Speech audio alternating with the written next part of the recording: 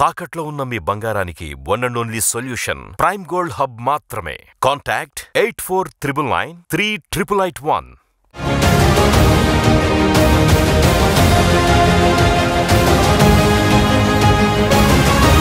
Political junction వర్తమాన రాజకీయాలపై సమగ్ర విశ్లేషణ అందిస్తుంది. నమస్తే, వెల్కమ్ టు ఆదా.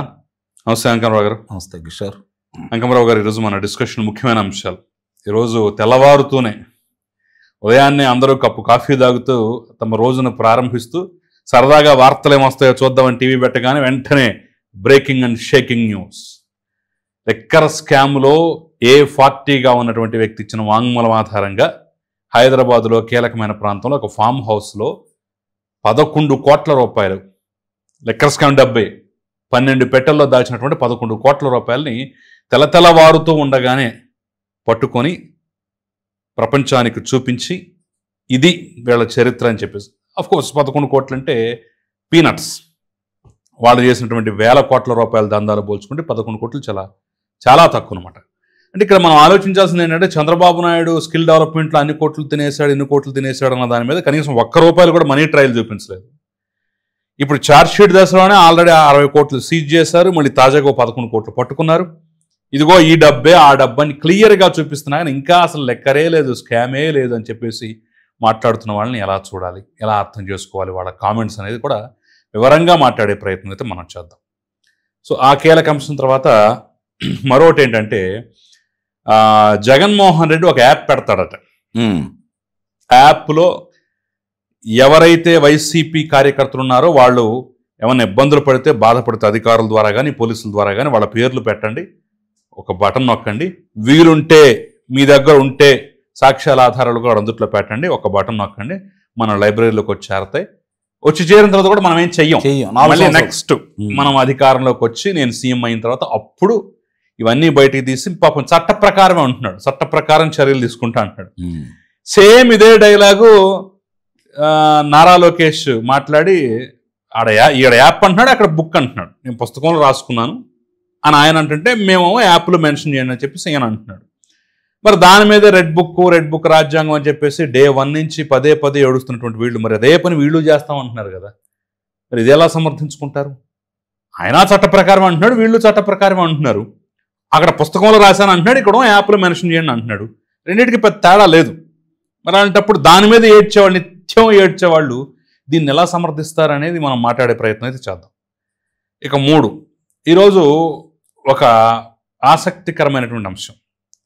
త్వరగా కిషోర్ భార్య కుటుంబ సమేతంగా ఆయన అరెస్ట్ చేసి తీసుకెళ్తుంటే ఆ కారుకి అడ్డం పడి కన్నీళ్ల పర్యంతమై ఆవేదన పడుతూ బయలు వచ్చిన ఎట్లా తీసుకుపోతారా, అసలు ఏంటిది, ఇంత అన్యాయం ఏంటి, దుర్మార్గం ఏంటి, నా భర్త నాకు కావాలి, వదిలిపెట్టండి, 8 నెలల నుంచి జైల్లో పెట్టారు, అది ఇది అని చెప్పేసి పాపం కుటుంబ సమేతంగా వచ్చి ఆవేదన పడుతూ బాధపడుతూ కన్నీళ్ళు పెట్టుకుంటారు. సగటు మనిషిగా ఎవరికైనా సరే బాధ కలుగుతుంది. కానీ మరి ఇదే త్వరగా కిషోర్ గతంలో చేసినటువంటి హత్యా ప్రయత్నాలు, ఏకంగా ఎమ్మెల్సీల మీద దాడి చేసేసి త్రుటిలో బుద్ధ వెంకన్న, బోండావం వంటి వాడు జస్ట్ త్రుటిలో ఒక సెకండ్ తేడాతోనే తప్పించుకున్నటువంటి పరిస్థితి. లేదంటే అసలు తలకాయలు పగిలిపోయి ఛిద్రమైపోయి అక్కడికక్కడ స్పాట్లో చచ్చిపోవాల్సిన పరిస్థితి. మరి ఆ దాడులు ఆ రోజు గుర్తుకు రాలేదా? నా భర్త మగాడు, అద్ది ఇద్ది అని చెప్పేసి చెప్పిన డైలాగులు గుర్తుకు రాలేదని ఇప్పుడు సగటు మనిషి ప్రశ్నిస్తారు. పిన్నెల రామకృష్ణారెడ్డికి రైట్ హ్యాండ్గా ఉండి చేసినటువంటి అరాచకాల సందర్భంగా ఇవేమీ గుర్తుకు రాలేదా? మరి ఆ రోజు నీ భర్త వల్ల కన్నీళ్లు పెట్టుకున్న వాళ్ళ ఆవేదన నీకు గుర్తుకు రాలేదా అని చెప్పేసి ప్రశ్నిస్తున్నారు. సో ఇది ఈ 2 డైమెన్షన్స్ గురించి మనం మాట్లాడే ప్రయత్నం అయితే చేద్దాం. సో ఫస్ట్ అసలు ఈ 11 కోట్ల వ్యవహారం పట్ల మీ అభిప్రాయం ఏంటి? కిషోర్, వరుణ పురుషోత్తం 40వ నిందితుడు. అవును, అతను ఇచ్చిన సమాచారం మేరకు 41 ఖాళీగా పెట్టినట్టున్నారు జగన్మోహన్ రెడ్డి కోసమే. ఇంకిద్దరు వస్తారులే. ఇప్పుడు ఏదైతే కేసిరెడ్డి రాజశేఖర రెడ్డి ఉన్నాడో, మొదటి ముద్దాయిగా ఉన్నటువంటి వ్యక్తి, కేసిరెడ్డి రాజశేఖర రెడ్డి చెప్పిన దాని ప్రకారం తీసుకొని వచ్చి రంగారెడ్డి జిల్లా శంషాబాద్ మండలం కాచారం గ్రామంలో సులోచన ఫామ్ హౌస్లో ఈ డబ్బులు నిలవబెట్టారు. ఇప్పటికీ మామూలుగా మనకి ఈ సిట్టు వాళ్ళు చెప్పిన దాని ప్రకారం చూసుకుంటా ఉంటే హైదరాబాద్ నగరంలో 6 డెన్లు, అక్కడికి వచ్చేదలికి 1, 7 హాల్ మార్క్ అపార్ట్మెంట్, ఈ మొత్తం 7 డెన్ల గురించి తెలుసు. ఇప్పుడు 8వ బయటకు వచ్చింది. ఇంకెన్ని బయటికి రావాలో. ఇప్పటి వరకు నా లెక్క ప్రకారం 50-60 ఆఫ్టర్ 11 కోట్లు అదే చెప్పబోతున్నా. డెన్ అనొచ్చానంటారా? చెబుతున్నా. అంటే లెక్క ప్రకారం 100,000 కోట్లు ఉండాలి కదా. అదే 11 కోట్లు కాబట్టి దాన్ని డెన్ అంటానికి లేదా. ఇప్పటికి దాదాపు 95% తరలిపోయింది బయటికి. కాబట్టి చిల్లర మరలా దొరుకుతున్నాయి. అవును, అంతే. 95% తరలిపోయి ఏం దొరికినా చిల్లర అనుకోవటమే. దీనికి సంబంధించినంత వరకు ఇప్పుడు కేసిరెడ్డి రాజశేఖర్ రెడ్డి చెప్పిన దాని ప్రకారమే నేను అక్కడ పెట్టాను, అక్కడ తరలించామని చెప్పని వరుణ పురుషోత్తం చెప్పడం కూడా జరిగింది. ఇప్పుడు విదేశాలకు వెళ్ళారు చూడండి, ఇంకో 12 మంది. వాళ్ళను కూడా చెవిరెడ్డి బ్యాచ్ వాళ్ళను కూడా పట్టుకొచ్చిన తర్వాత అసలు ఎక్కడెక్కడ ఎవరెవరు ఎట్లా తరలించారు, ఎంత డబ్బులు తరలించారు, ఏ దేశాలకు తరలించారు, ఇవన్నీ కూడా బయటకు వస్తాయి. ఇప్పుడు దీనికి సంబంధించిన ఎంతవరకు ఇందాక మీ ప్రారంభంలో చెప్పినట్టు ఇన్ని విషయాలు ప్రపంచానికి తెలియజేసే విధంగా నిజంగానే ఈరోజు ఉదయాన్నే మామూలుగా లేచి ఎవరి కార్యక్రమాలు కాలకృత్యాలు తీర్చుకొని వార్తలు విందామని చెప్పని టీవీ పెట్టంలోనే ఈ విధమైనటువంటి వార్తలు రావటం నాకు తెలిసి జనాలైతే ఆశ్చర్యపోవట్ల. నేను చెప్పింది కూడా నా ఎక్స్పీరియన్స్. ఉదయాన్నే ఫ్రెష్ గా ఏం వార్తలు వచ్చాయో చూద్దామని టీవీ పెట్టగానే జనాలైతే ఆశ్చర్యపోవట్ల. వాళ్ళకి తెలుసు ఎంత ధనం. ఇప్పుడు ముడుపుల ద్వారానే 3,600 కోట్ల రూపాయలు అని చెప్పని సిట్టు వాళ్ళు చెబుతున్నారు కదా. ముడుపుల ద్వారా మరి సంపాదించింది. ఇప్పుడు ఒక క్వార్టర్ బాటిల్ని వాళ్ళు గతంలో ఉన్న దానికంటే అదనంగా 100 రూపాయలు అదనంగా అమ్మారు. దాంట్లో 73% వాళ్ళే తయారు చేశారు.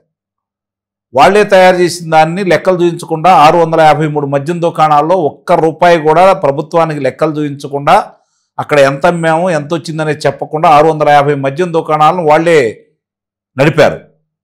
మరి ఆ డబ్బులంతా ఏమైంది? ఆ లెక్కలు ఎంత వస్తాయి?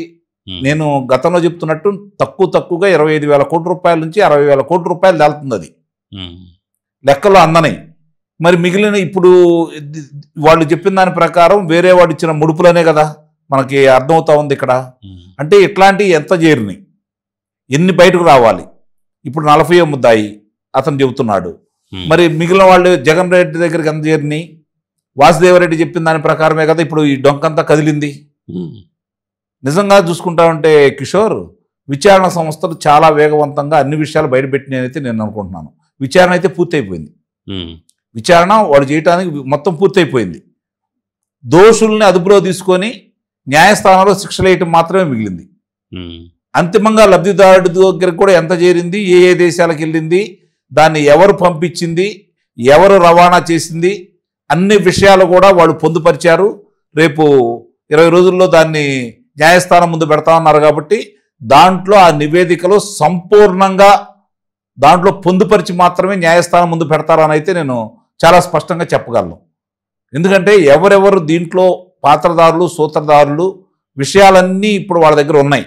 ఉండబట్టే ఈరోజు వీళ్ళకి ఈ పాపాల పుట్ట బద్దలవుతూ ఉంటే అసలు ఎన్ని పాములు బయటకు వస్తున్నాయో మనకి ఇప్పుడు అర్థమైపోతా ఉంది. దోచుకున్నది దాచుకున్నదే కాకుండా ఎంతమంది దీంట్లో పాత్రదారులు, దాన్ని పైనుండి నేర్పిన వాళ్ళు ఎవరో అన్ని బయటకు వస్తున్నాయి. ఇక్కడ ఒక విషయం కనుక గమనిస్తే జగన్మోహన్ రెడ్డి, చెవిరెడ్డి భాస్కర్ రెడ్డి, మిథున్ రెడ్డి వాళ్ళకు సంబంధించిన వ్యక్తులందరూ కూడా ఎంతకు ధీమాగా ఉన్నారు అంటే మన జోలికి రారు, మన దాకా రాదు అని భావించారు వాళ్ళు. ఎప్పుడైతే చెవిరెడ్డి భాస్కర్ రెడ్డిని అదుపులో తీసుకున్నారో వాళ్ళకి కొంత సీను సితారా అర్థమైపోయింది. మిథున్ రెడ్డిని అదుపులో తీసుకోవడంలోనే జగన్మోహన్ రెడ్డి నిస్సందేహంగా జగన్మోహన్ రెడ్డిని కూడా అదుపులో తీసుకుంటారనే ఆలోచనకు వాళ్ళు సంపూర్ణంగా వచ్చేసారు. ఎందుకంటే మనం ఇప్పుడు దాకా వ్యవస్థలని మేనేజ్ చేసాం, కొంతమందిని అదుపాయంలో పెట్టుకున్నాం, కాబట్టి మన జోలికి రారు, వచ్చినా కూడా మన పేరు ఉండదు అని భావించారు. కానీ వాళ్ళ ఊహలకు అందని విధంగా ఈరోజు సిట్టు వాళ్ళు విచారణ జరిపేసి వాస్తవాలన్నీ బయటకు తీసుకొచ్చిన తర్వాత తదుపరి ఎవరు అంటే చాలా స్పష్టంగా అర్థమైపోయింది. కాబట్టి విజయసాయి రెడ్డి పారిపోయాడని చెప్పి అయితే నేను భావిస్తున్నా. ఇది జగన్మోహన్ రెడ్డి తర్వాత భారతిరెడ్డి, అందుట్లో ఎలాంటి సందేహం కూడా లేదు. భారతిరెడ్డి పేరు ఎందుకు దీంట్లో ఉదాహరిస్తున్నాము అంటే బాలాజీ గోవిందప్ప అతని కార్యాలయంలో ఎప్పుడైతే సిట్ వాళ్ళు విచారణ చేసేసి కొన్ని పత్రాలను స్వాధీనం చేసుకున్నారో అప్పుడు గుర్తొచ్చింది జగన్మోహన్ రెడ్డి, భారతిరెడ్డి ఇద్దరు కలిసి నజీర్ గారు, ఆంధ్ర రాష్ట్ర ప్రథమ పౌరుడు, గవర్నర్ గారి దగ్గరికి వెళ్ళి మాట్లాడుకోవడం కూడా జరిగింది. అంటే కోసాలు కదులుతున్నాయి. కాళ్ళ కింద నీరు చేరుతా ఉంది, విషయాలు అర్థమైపోతూ ఉన్నాయి. అంతిమంగా వాళ్ళ దగ్గరికి రాబోతున్నారు. దీన్ని ఏ విధంగా ఆపుకోవాలి? ఆపాలి అంటే ఒకేపునటువంటి ఇప్పటి వరకు విషయాలన్నీ దగ్గరుండి చూసుకొని ఢిల్లీలో కార్యక్రమాలు నిర్వహించిన విజయసాయిరెడ్డి ఈరోజు అక్కడ ప్రవేశం లేకుండా పోయింది. అతని తర్వాత కార్యక్రమాలు నిర్వహిస్తున్నటువంటి మిథున్ రెడ్డి ఈరోజు కారాగారంలో ఉన్నారు. మరి ఎవరు? కాబట్టి గవర్నర్ గారి దగ్గరికి వెళ్ళారు. వాళ్ళు అర్థం చేసుకోవాల్సింది ఏంటంటే గవర్నర్ గారు సర్వోన్నత న్యాయస్థానంలో న్యాయమూర్తిగా చేసినటువంటి వ్యక్తి. ఇతనేంటి, ఇతని చరిత్ర ఏంటి, ఇతని రాజకీయ ప్రస్థానం ఏంటి, జగన్మోహన్ రెడ్డికి సంబంధించి క్షుణ్ణంగా తెలిసినటువంటి వ్యక్తి. అందువల్లే గంటన్నర సేపు వాళ్ళు ఆయన ముందు వేడుకలు చెప్పుకున్నారని అయితే నేను భావిస్తున్నాను. ఎందుకంటే 17A ఒకవేళ నా పేరుందా, ఉంటే ఎవరెవరి దాకా వచ్చినాయి, మీ దగ్గరకు వచ్చి అనుమతి తీసుకున్నారా, ఒకవేళ నిజంగా వాళ్ళు వస్తే మీరు అనుమతి ఇవ్వద్దు, ఈ విధమైనటువంటి మాటలు జరిగి ఉంటాయే తప్ప లేదు ఆయన దగ్గరికి వెళ్ళేసి రాయబారం నిలపమనే ఆలోచన చేశారని చెప్పి కొంతమంది చెబుతున్నారు. అంత ధైర్యం వాళ్ళకు ఉంటుందని కానీ ఆయన వ్యక్తిత్వం తెలిసిన వాళ్ళు కానీ ఎవరు కూడా ఆ విధంగా అయితే ఊహించట్లేదు. ఒకవేళ ఇతను చెప్తాడు, ఇతనికి అవన్నీ లేవు కాబట్టి ఇతను ప్రాధాయపడి ఉంటే ఉండొచ్చు. కానీ ఆయన ఏ విషయంలో కూడా వీళ్ళకి ఎలాంటి హామీ ఇనందువల్లే గంటన్నర సేపు బతినాడుకునే కార్యక్రమంలో కూడా విఫలమై బయటకు వచ్చారని అయితే నేను భావిస్తున్నా. దాని ద్వారా ఎప్పుడైతే మిథున్ రెడ్డిని అదుపులో తీసుకున్నారో తర్వాత బాలాజీ గోవిందప్పకు సంబంధించినటువంటి కార్యాలయంలో అన్నీ కూడా తనిఖీ చేశారో పూర్తిగా వాళ్ళకి అర్థమైపోయింది, మనం ఇరుక్కుపోయాము, మనకన్నా దారులన్నీ మూసుకుపోయినాయి. కాబట్టి కనీసం ఏదన్నా పక్కదారి పట్టించడానికి సజ్జల రామకృష్ణారెడ్డిని పంపించాడు. గుర్తుందా మీకు? కాకాని గోవర్ధన్ రెడ్డి దగ్గరికి సజ్జల రామకృష్ణారెడ్డిని పంపించాడు. ఈ నెలలో అందరి దగ్గర పరామర్శకు వెళ్ళాడు, కానీ కాకాని గోవర్ధన్ రెడ్డి దగ్గర పరామర్శకు వెళ్ళాల. ఇప్పుడు వెళ్తున్నాడు. కారణం ఏంటంటే వాళ్ళు మొట్టమొదటి కూడా వాళ్ళు ఈ మధ్యకాలంలో వాళ్ళందరి గురించి మాట్లాడుకున్నటువంటి విషయం ఏందంటే ఎట్టి పరిస్థితుల్లో కూడా మనం పోయినసారి మొట్టమొదట నా మీద అభియోగం మోపినప్పుడు ప్రజల మధ్య ఉన్నప్పుడు నన్ను అదుపులో తీసుకున్నారు, ఉప ఎన్నికల్లో మనం భారీ ఆధిక్యతతో గెలిచాం కాబట్టి ఇప్పుడు కూడా ప్రజల మధ్యలో ఉన్నప్పుడు మాత్రమే అరెస్ట్ కావాలని అతను భావిస్తున్నాడు. అందువల్లే ఇప్పుడు కాకాని గోవర్ధన్ రెడ్డి రేపు కార్యక్రమం పెట్టుకున్నాడు. ప్రసన్న కుమార్ రెడ్డి వాళ్ళిద్దరు ఏమన్నా స్వాతంత్ర సమర యోధులా, లేదంటే ఎమర్జెన్సీకి వ్యతిరేకంగా ఏమైనా పోరాడారా? మనం చిన్నప్పుడు చదువుకున్నాం, రాజుల గురించి చదువుకున్నాం, చరిత్ర గురించి చదువుకున్నాం, రామాయణ భారతాల గురించి చదువుకున్నాం. ఆ రోజు స్వాతంత్ర సమరంలో పాల్గొన్న వాళ్ళ గురించి చదువుకున్నాం.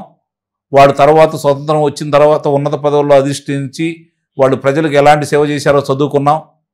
ఆ తర్వాత 1975లో ఇందిరాగాంధీ విధించినటువంటి ఎమర్జెన్సీ వ్యతిరేకంగా పోరాడినటువంటి మహా నాయకులందరి గురించి చదువుకున్నాం, చూసాం.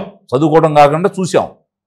వాడు కారాగారంలో బయటకు వచ్చి జనతా పార్టీని జయప్రకాష్ నారాయణ గారి ఆధ్వర్యంలో జనతా పార్టీని ఏర్పాటు చేసి మొరార్జీ దేశాయ్ గారు ప్రధానమంత్రిగా ఇందిరాగాంధీకి వ్యతిరేకంగా గెలిచిన సందర్భాల గురించి చూసాం. కానీ ఈరోజు చూసే జనాలను చూస్తూ ఉంటే, కారాగారంలో వెళ్ళే వాళ్ళని చూస్తుంటే వాళ్ళని రాజకీయ నాయకులు వాళ్ళని ఆలింగనం తీసుకునే విధానం కావచ్చు, వాళ్ళని ప్రాచుర్యం తీసుకొచ్చే విధానం కావచ్చు, వాళ్ళని ప్రోత్సహించే విధానంగా చూస్తూ ఉంటే అసలు వాళ్ళు ఎక్కడా వీళ్ళు ఎక్కడా, మనం ఇంకా అంటే ఈ 3 తరాలను చూస్తున్నాం మనం. అంటే ఇప్పుడు ఈ తరం ఏ విధంగా తయారైందో ఇప్పుడు అర్థమైపోతూ ఉంది. ముఖ్యంగా భారతదేశంలో జగన్మోహన్ రెడ్డి అనే పార్టీ, దానికి సంబంధించినటువంటి వ్యక్తులు ఎలాంటి వాళ్ళు ఈరోజు స్పష్టంగా అర్థమైపోతున్న తర్వాత ఇలాంటి మనుషుల్ని వీళ్ళు ప్రోత్సహిస్తున్న జగన్మోహన్ రెడ్డి పార్టీని 164 స్థానాలు మనకంటే ప్రజలు తెలివైన వాళ్ళు, ఇది గమనించుకోవాలి ఎవరైనా సరే. రాజకీయ నాయకులు మేము గొప్పవాళ్ళం అనుకుంటే పప్పులో కాలేసినట్టే. ప్రజలు గొప్పవాడు కాబట్టి, తెలియగలవాడు కాబట్టి జగన్మోహన్ రెడ్డి నిర్వాహకం వాళ్ళకి అర్థమైపోయింది కాబట్టి 11 స్థానాలకు పరిమితం చేశారు. మళ్ళీ గతంలో 2014 నుంచి 2019 వరకు నేను అబద్ధాలు చెప్పి ప్రభుత్వాన్ని విమర్శించేసి ప్రజలను నమ్మించిన విధానంలో మళ్ళీ మొదలు పెట్టాలని ప్రయత్నం చేస్తున్నాడు. ప్రజల సానుభూతి కోసం ప్రయత్నం చేస్తున్నాడు. ఆ రోజున్న పరిస్థితులు వేరు, ఈ రోజున్న పరిస్థితులు వేరు కాబట్టి ఎట్టి పరిస్థితుల్లో కూడా అవకాశం అయితే ఉండదు. ఈ పాపాల పుట్ట బద్దలైంది. ఇందాక మీరు చెప్పినట్టు 60 కోట్ల రూపాయలు, 11 కోట్ల రూపాయలు వచ్చినాయి. రేపు పొద్దున ఈడీ వాళ్ళు వస్తారు దీంట్లోకి. నిస్సందేహంగా కూడా అన్ని విషయాలు కూడా బయట పెడతారని అయితే నేను భావిస్తున్నాను. జగన్మోహన్ రెడ్డి వాళ్ళకు సంబంధించిన వాళ్ళందరూ కూడా ఈరోజు చెప్పుకోవడానికి అవకాశం లేని విధంగా ఈ డెన్నులు ఇంకేమైనా దొరికే అవకాశం ఉందంటారా? ఇది ఈ డెన్స్ మనం వాళ్ళు 5 అన్నారు, 6 అన్నారు, ఇప్పుడు 7ది కూడా బయటపడింది. సరే 11 కోట్లు దొరికినా కానీ డబ్బే కదా. ఇట్లాంటి ఈ ఫామ్ హౌస్లు ఇవన్నీ జల్లడబడితే ఛాన్స్ ఉందంటారా? నిస్సందేహంగా ఉంది. సరే ఇక మనం రెండో అంశంకి వెళ్తే యాప్ అంటున్నారు. యాప్లో అప్లోడ్ చేయండి అంటున్నాడు. మొత్తం డిజిటల్ లైబ్రరీకి వస్తాయంటున్నాడు. వచ్చిన తర్వాత కూడా మనం ఇప్పుడు ఏం చేయం, మళ్ళీ ముఖ్యమంత్రి అయిన తర్వాత చూస్తాం అంటున్నాడు. సో మరి ఇదే కదా రెడ్ బుక్లో రాసింది, చెప్పింది, చేస్తోంది. మరి అలాంటప్పుడు సేమ్ అదే పంధాలో నడుస్తాం. జస్ట్ అక్కడ కాగితం మీద రాస్తారు, ఇక్కడ యాప్లో అప్లోడ్ చేయాలి. ఇంతకు మించి తేడా లేదు. జగన్మోహన్ రెడ్డి చెప్తున్న దాన్ని బట్టి. మరి అలాంటప్పుడు మరి దాని మీద పడి ఆడవటం ఎందుకు? ఇప్పుడు అసలు ఈ కథ ఏంటి? లోకేష్ బాబు ఎర్ర పుస్తకం రాస్తున్నాడు, ఎర్ర పుస్తకం రాజ్యాంగాన్ని నడుపుతున్నాడు అని కదా వీళ్ళు గొడవ. ఈరోజు మళ్ళీ అదే ఇది మొదలు పెట్టారంటే మీరు చెప్పిన దాంట్లో ఒకటి గమనించుకుంటా ఉంటే ఆయన వాళ్ళ యొక్క లైబ్రరీలో ఇది నిక్షిప్తమై ఉంటుంది. 4 సంవత్సరాల తర్వాత ఓపెన్ చేద్దామని అతను భావిస్తున్నాడు. అధికారంలోకి వస్తే ఇప్పుడు ఒక సమస్య గురించి నువ్వు ఏదన్నా సమస్య నా దృష్టికి తీసుకొచ్చావనుకో, ప్రజలు మన ఇద్దరి దృష్టికి తీసుకొచ్చారనుకో, దాని మీద పోరాడినప్పుడు కదా ప్రజల మనసులు గెలుచుకునేది, ప్రజల యొక్క ఆలోచన విధానాలు మనం పంచుకునేది, ప్రజల్లో ఇలాంటి అభిప్రాయం ఉందనేది మనకు కూడా తెలిసేది, ప్రజలు కూడా మా కోసం ఈ నాయకుడు పోరాడుతున్నాడని తెలిసేది.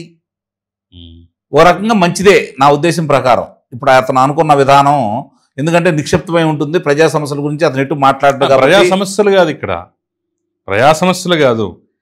వైసీపీ కార్యకర్తల్ని అధికారులు కానీ పోలీసులు కానీ ఇబ్బంది పెడితే వాళ్ళ పేర్లు పంపించాలంట. అదే ఆధారాలు ఉంటే అప్లోడ్ చేయాలంట. కిషోర్, అదే ఇప్పుడు ఒక అతన్ని అదుపులో తీసుకుంటారు, అక్రమంగా అదుపులో తీసుకున్నారు అనుకుందాం, అతను పొందుపరుస్తారు.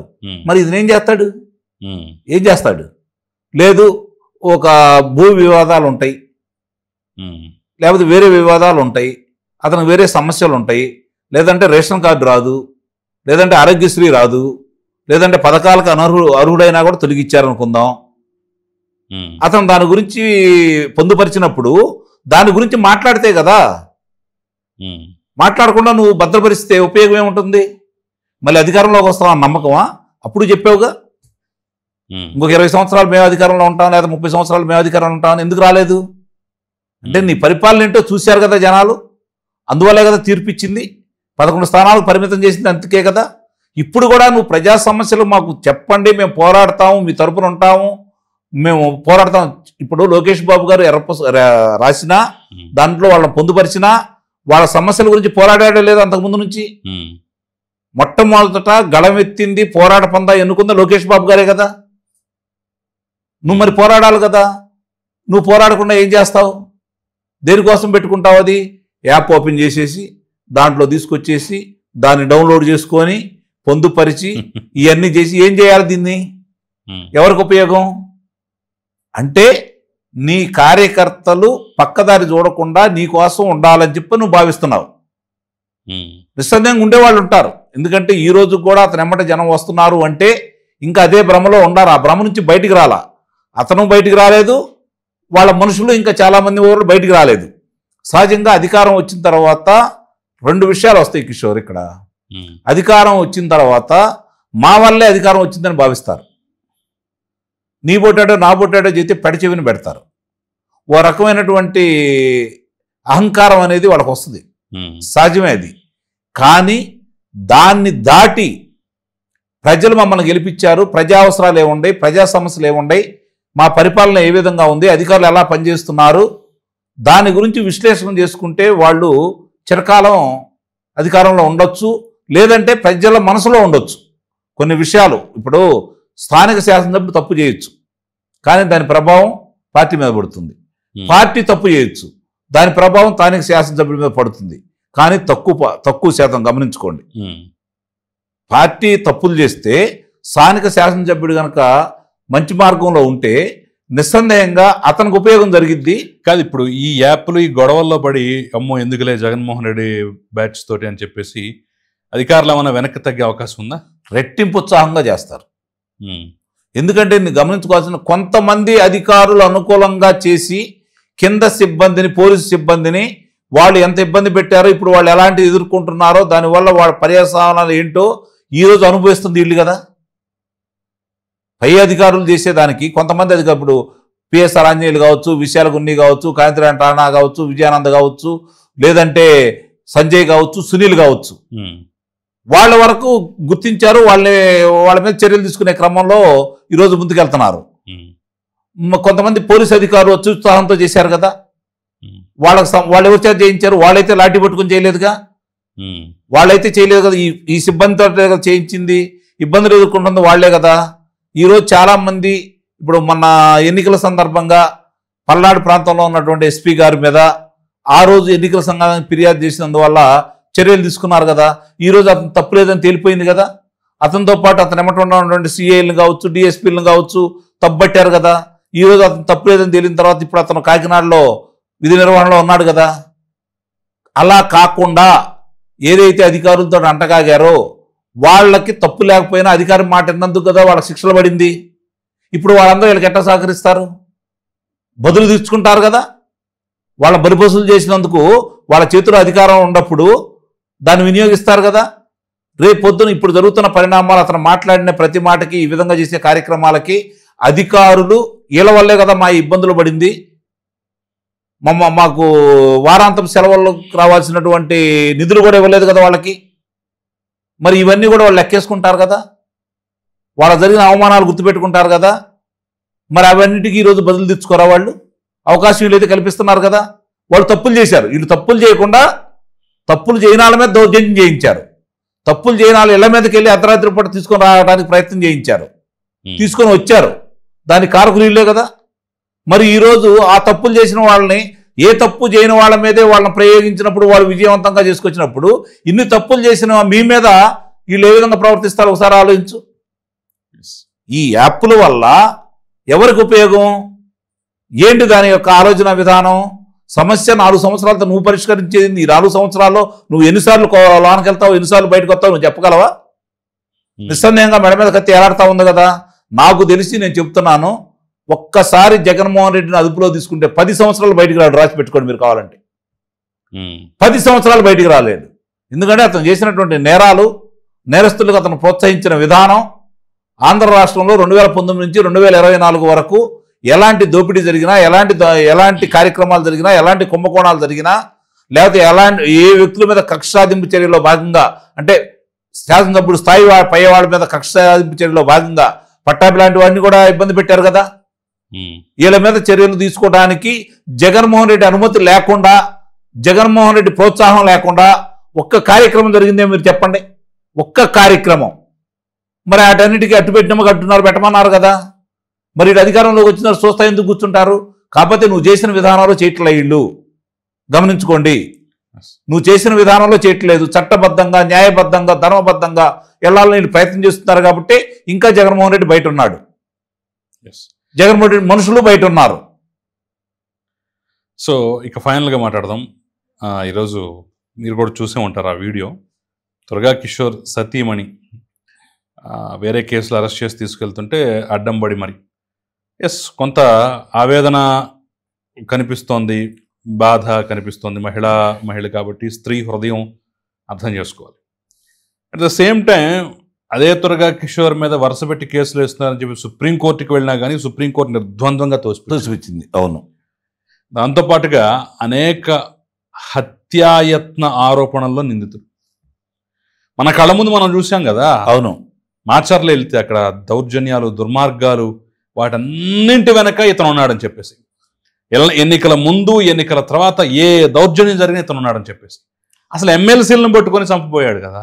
త్రుటిలో 1 సెకండ్ డ్రైవర్ అప్రమత్తంగా ఉండి ఆ బండిని కరెక్ట్ టయానికి ముందుకు మూవ్ చేశాడు. కానీ లేకపోతే స్పాట్లో అయితే బుద్ధ వెంకనో, లేదంటే బోండవమ్మనో, లేదంటే మధ్యలో ఇంకో న్యాయవాది, అవును, ఈ ముగ్గురులో ఎవరో ఒకరు చచ్చిపోయారు క్లియర్. సందేహంగా ఇప్పటికీ ఆ ఫోటోలో ఇది చూస్తుంటే నిజంగా ఎలా బతికారా బాబు అనిపిస్తుంది. వీడియోలు ఇప్పటికీ వీడియోలు ఉన్నాయి కదా.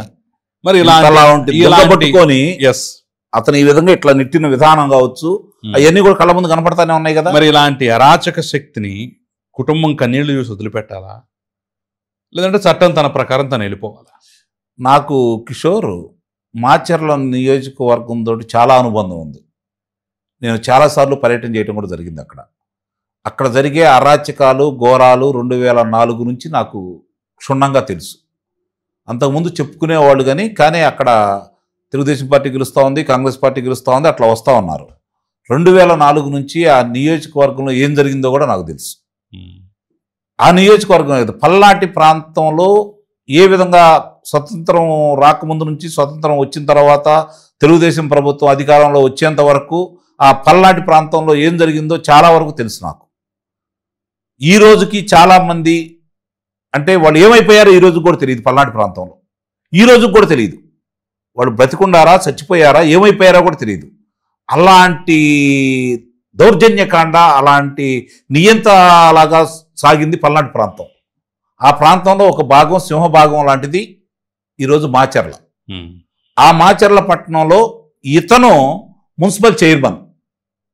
ఇది త్వరగా కిషోర్ అనే వ్యక్తి, బుద్దా వెంకన్న, బోండా ఉమ్మగారు, అలాగే ఒక న్యాయవాది వెళ్తూ ఉంటే వాళ్ళని చంపడానికి కారు మీద దాడి చేస్తే తప్పించుకొని వెళ్ళారు. కాబట్టి వాళ్ళు అయినా సరే ప్రయత్నం చేశాడు, శభాష్ అని చెప్పని జగన్మోహన్ రెడ్డి, విజయసాయి రెడ్డి ఇద్దరు కలిసి, అక్కడ ఉన్నటువంటి స్థానిక శాసనసభ్యుడు కలిసి అతనికి ఇచ్చినటువంటి కానుకేందయ్య అంటే మున్సిపల్ చైర్మన్గా.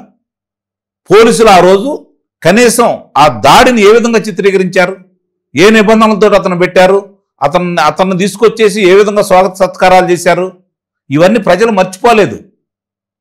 మీరన్నట్టు ఎవరి సమయంలో పల్నాడులో జరిగినటువంటి హింస, ముఖ్యంగా మాచర్ల నియోజకవర్గంలో జరిగినటువంటి హింస వెనక కూడా వాళ్ళ రైట్ హ్యాండ్ అయిన దుర్గా కిషోర్ ఉన్నాడనేది కదా ప్రధాన. అవునవును, అందుకే నేను చెప్తున్నా, అక్కడ నాకు చాలా అనుబంధం ఉంది.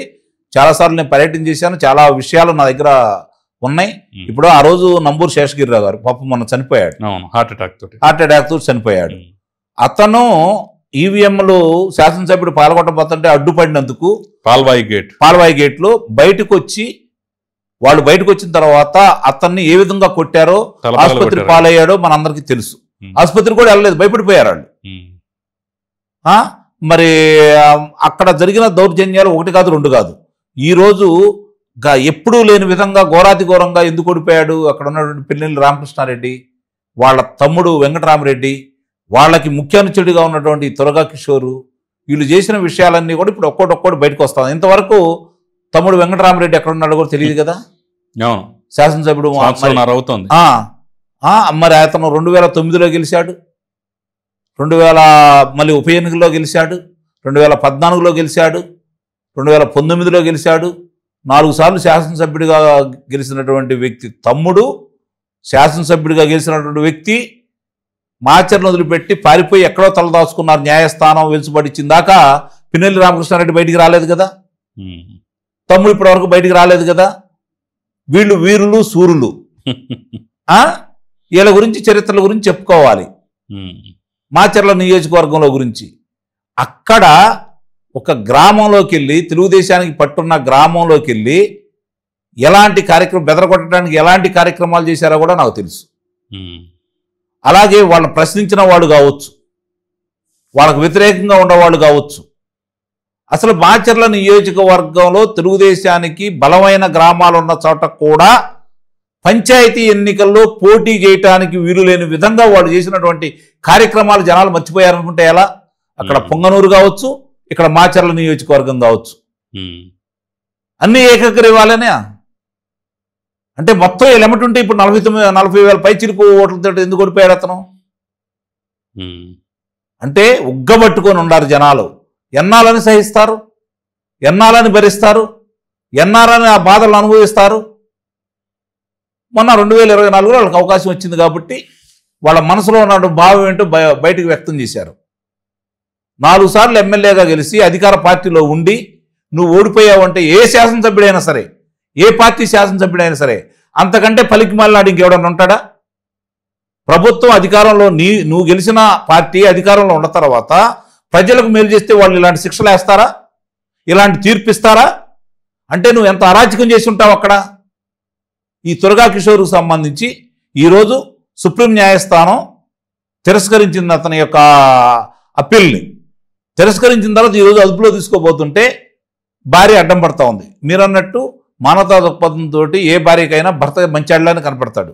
ఇవాళ కాదు, పురాణాల కాడిని చూసుకుంటా ఉంటే మనకి వాళ్ళ సతీమణులు అందరూ కూడా అదే కదా, ఏం చేసినా కూడా వాళ్ళ కోసమే పరితపించేవాళ్ళు. కానీ వాళ్ళ వల్ల సమాజం, వాళ్ళ వల్ల ఎందరు మహిళలు తాలిబొట్లు దిగిపోయాయి, అదే కదా, ఎందరు మహిళలు కన్నీళ్లు పెట్టుకున్నారు, ఈ రోజు ప్రాణాలు పోయాయి. ఈ రోజు ఆమె చెప్తా ఉంది, నేను అక్కడికి వచ్చి ధర్నా చేస్తాను, ఇక్కడికి వచ్చి ధర్నా చేస్తాను అంటే ఆగట్లేదు కదా, తీసుకుని వెళ్ళారు కదా. వెళ్ళి ధర్నా చేయి, మీ శాసనసభ్యుడిని పిలిపి, మీ శాసనసభ్యుడి తమ్ముడిని పిలిపి, ఎక్కడున్నాడు వచ్చి చేయండి, పోరాటం చేయండి. వాళ్ళు ఇప్పుడు న్యాయస్థానాలు చూస్తా ఊరుకోవు కదా.